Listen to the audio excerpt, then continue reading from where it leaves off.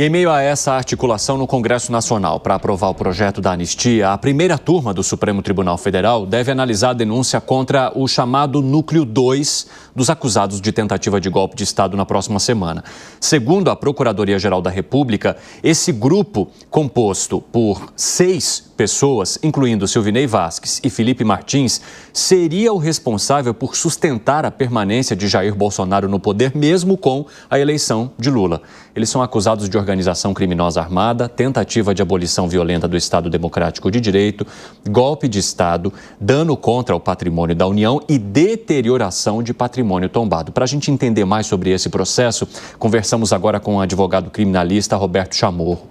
Doutor Roberto, seja muito bem-vindo. Prazer recebê-lo aqui no nosso Fast News. A exemplo do que acompanhamos naquele julgamento inicial de Jair Bolsonaro e do primeiro grupo, agora o Supremo Tribunal Federal também definirá se acolhe a denúncia da Procuradoria-Geral da República, se mais esse núcleo também se torna réu no Supremo Tribunal Federal. Boa tarde. Boa tarde, Evandro. Sim, e a todos os nossos telespectadores, um prazer imenso. Evandro, o que acontece? Esse é um momento de análise dos elementos de formalidade dessa denúncia. Não propriamente dito, estaremos aqui discutindo sobre o mérito do processo, né? Se os acusados agora do Núcleo 2 cometeram ou não cometeram o delito. Mas assim como feito no primeiro julgamento da primeira denúncia, irão analisar os requisitos objetivos. Se essa denúncia ela preenche ali a sua formalidade para que essas pessoas elas possam responder a uma ação penal e saber aquilo que estão sendo acusadas para que elas possam se defender. Agora, doutor, e depois desse primeiro passo, aí é que há, de fato, a apresentação de provas, porque a gente sabe que, nesse primeiro momento, os advogados daqueles que são denunciados pela Procuradoria-Geral da República, eles terão, a exemplo do que aconteceu anteriormente também, 15 minutos para apresentar a defesa ali de seus clientes. Depois dessa apresentação da defesa, caso o Supremo Tribunal Federal acolha a denúncia do PGR, o que acontece a seguir? Como que funciona o julgamento, então, no próximo passo? Evandro, esses primeiros 15 minutos, né, de sustentação por parte dos advogados são para que eles possam ali exercer as suas defesas no tocante a atacar os fundamentos da denúncia que a tornam válidas para iniciar com esse processo, ou seja, sustentar a inépcia dessa denúncia. Caso o Supremo dê a mesma decisão, na mesma linha que deu para os primeiros denunciados, ou seja, de aceitar a denúncia, iniciar o processo penal, aí sim estaremos aqui diante da figura dos réus. Até então, temos aqui acusados, né? A partir do momento que o processo penal ele se inicia, aí sim toda a instrução processual, com a colheita de depoimentos, de testemunhas de acusação, testemunhas de defesa e, por fim, os interrogatórios, ela vai acontecer de modo gradual ao longo do tempo, para que o Supremo, ao final, ao reunir todas essas provas, possa apreciar se, de fato, a acusação que a PGR faz, ela possui lastro para a condenação. Uma coisa muito importante aqui de fazermos a distinção é que, para o recebimento da denúncia, são necessários elementos mínimos de autoria e de prova da materialidade. Só que esses elementos mínimos, Evandro, eles não são necessariamente os elementos suficientes para sustentar uma condenação. Sim. Então, após que essa denúncia ela seja aceita, toda essa instrução ela vai ocorrer e todas as possibilidades de defesa, como o ministro Alexandre vem pontuando nos julgamentos, ela vai ser oportunizada, né? O que nos coloca um pouco numa situação delicada, por exemplo, o que estamos vendo agora nos últimos julgamentos, é a impossibilidade da defesa técnica ter as suas testemunhas de defesa intimadas de maneira formal, assim como as testemunhas de acusação que foram arroladas aí pelo PGR, né? Isso coloca toda a advocacia criminal e o Estado democrático de direito em jogo, porque são conquistas civilizatórias, né? A defesa estar em pé de igualdade da acusação, por uma questão, inclusive, de paridade de armas. por uma questão, inclusive, de exercício do correto contraditório da ampla defesa. Interessante, doutor. Agora, aproveitando então que o senhor está falando sobre o trabalho da defesa, no julgamento do núcleo principal, que envolve o ex-presidente Jair Bolsonaro, Braga Neto e outros integrantes ali da equipe do governo de Jair Bolsonaro, a gente viu uma tentativa da defesa e uma estratégia de buscar a a parcialidade ou a suspeição de algum dos ministros da primeira turma. Como é que o senhor avalia que será a atuação da defesa nesse caso do núcleo 2? Pode ser que ela já entenda que questões que foram tentadas na defesa anterior e que não tenham funcionado alterem a estratégia nesse momento? Qual é a sua avaliação?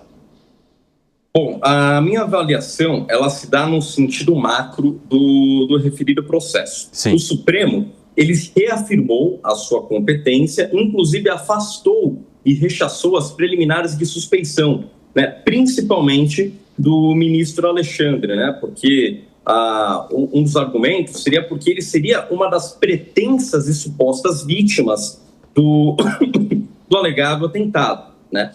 As defesas, nesse segundo grupo, né, certamente irão estar agora atentas com essa reafirmação da primeira turma.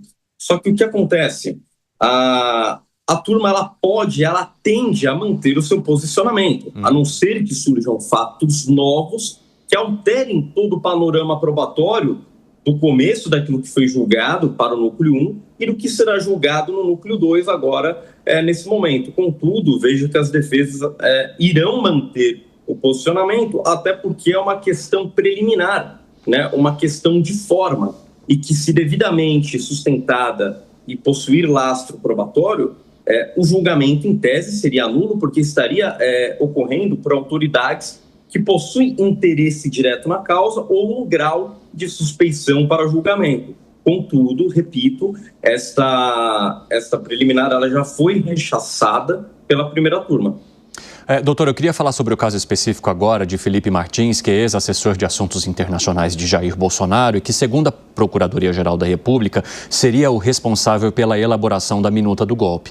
Ele está com tornezeleira eletrônica em Ponta Grossa, mas o ministro Alexandre de Moraes permitiu que ele participe presencialmente desse julgamento a pedido da própria defesa, que afirmou que Felipe Martins não quer provocar o Supremo Tribunal Federal, mas sim mostrar que ele é inocente ao se colocar frente a frente com a primeira turma do Supremo Tribunal Federal. Como é que o senhor avalia essa postura? E é correta, de fato, que o Supremo Tribunal Federal permita que um daqueles que estão sendo denunciados pela Procuradoria-Geral da República esteja, de fato, ali no seu julgamento, mesmo cumprindo uma pena domiciliar, né, uma prisão domiciliar com uso de tornozeleira eletrônica? Bom, importante, Evandro, a gente deixa claro nesse primeiro momento que o Felipe, ele é acusado. Né? Por ser acusado e não haver contra ele uma sentença penal condenatória transitada em julgado, pelo inciso 57 do artigo 5º da Constituição, a presunção dele é de inocência. Sim. Essas medidas cautelares, né, como o próprio nome já coloca, elas servem para acautelar o processo e o bem-estar tanto da outrora investigação e agora ação penal, né? Em que pese ele esteja com tornozeleira eletrônica, em questão domiciliar, o acompanhamento presencial do averiguado, né, até algum tempo atrás, não tínhamos questões de audiências virtuais, ou seja, o processo, a sua regra é que os atos sejam praticados de maneira presencial. Então, é um direito, né, tanto do averiguado, desde que esse direito não interfira no bem-estar do andamento desse processo, no bem-estar do julgamento, né? Então, ele estando ali presente, ele tem a oportunidade, inclusive, de exercer melhor a sua defesa técnica, porque no momento do julgamento ele pode se comunicar, né, com o seu defensor, porque o direito do contraditório e da ampla defesa, ele se resume a poder contraditar os fatos que estão sendo imputados à pessoa e, ao mesmo tempo, estar acompanhado de uma defesa técnica. A ampla defesa ela é um complemento do contraditório e ele presencialmente vai poder exercer melhor essa defesa junto com o seu defensor. Interessante, doutor. Agora, só para a gente arrematar, eu quero falar dos crimes pelos quais eles são denunciados e a gente vai acompanhar agora se o Supremo Tribunal Federal vai acatar por todos, né? Organização criminosa armada, tentativa de abolição violenta do Estado Democrático de Direito, golpe de Estado, dano contra o patrimônio da União e deterioração de patrimônio tombado. A partir desses crimes, é possível estimar possíveis penas que eles recebam ou qual seria o tamanho da condenação se somarmos todos esses crimes aqui previstos na denúncia da Procuradoria-Geral da República? Olha, Evandro, é um momento muito prematuro de cogitarmos aqui alguma dosimetria de pena. Sim. Contudo, o Supremo ele já vem se mostrando inclinado, né, conforme as primeiras condenações, de que as penas estão sendo altas, né? Temos penas aí de mais de 15 anos. Então, a soma da pena máxima de todos esses delitos, é claro, que vai dar ali uma pena estratosférica. Contudo, o processo penal ele serve justamente para auferir o grau de culpabilidade de cada réu. Se esse grau é absolutamente zero, se esse grau é mínimo ou se esse grau ele possui ressonância com tudo aquilo que está sendo acusado pela PGR. As denúncias, elas possuem sempre o mesmo fundo, nesse mesmo caso, em que pese elas estejam aí subdivididas, né, para uma melhor organização desse processo penal, né? Mas, nesse primeiro momento, nesse primeiro julgamento, principalmente, só será analisado se essa denúncia ela cumpre os seus requisitos de proforma, ali do artigo 41 do Código de Processo Penal, que é descrever todo o fato criminoso, as suas circunstâncias de tempo, modo, local, para que a defesa possa entender o que o seu patrocinado está sendo acusado e ela efetivamente possa realizar a sua defesa em cima disso. A denúncia ela seria inepta se ela não viesse amparada em absolutamente nenhum outro documento, o que não é o caso. Ela é amparada em um relatório com quase 1000 páginas, né? Relatório este contém quebras de sigilo, dados sensíveis, depoimentos, o relatório da Polícia Federal, vídeos, vem com arcabouço probatório. Agora, o que a defesa e a acusação vai procurar mostrar o nexo de causalidade entre os acusados e essas provas. E a defesa vai mostrar, obviamente, que não há esse nexo de causalidade. E o Supremo, né, como o próprio ministro Alexandre deixou claro, na mínima dúvida, né, essa dúvida tende a favorecer o réu, de acordo com o princípio in dubio pro réu, e eles serão absolvidos, né? Só que ainda é muito prematuro cogitarmos tanto uma pena alta como uma absolvição. Os capítulos, eles ainda estão por acontecer, né? E muitas coisas nesse interregno de tempo podem vir a surgir, como a questão da anistia, sendo aprovada pelo Congresso, né? Em tese, ela é uma causa de extinção da punibilidade. Contudo, a lei da anistia, ela certamente terá a sua constitucionalidade questionada em âmbito do Supremo, seja em âmbito do próprio processo penal ou seja em âmbito, por meio de alguma das ações do controle de constitucionalidade, uma ação declaratória de inconstitucionalidade, por exemplo, proposta pelo Partido dos Trabalhadores, né, aqui fazendo uma ilação. E o Supremo, né, assim como já se manifestou no caso do indulto dado pelo ex-presidente Bolsonaro ao deputado Daniel Silveira, considerou a inconstitucionalidade do decreto, né? Então já temos aqui alguns presságios processuais do que podem vir a acontecer.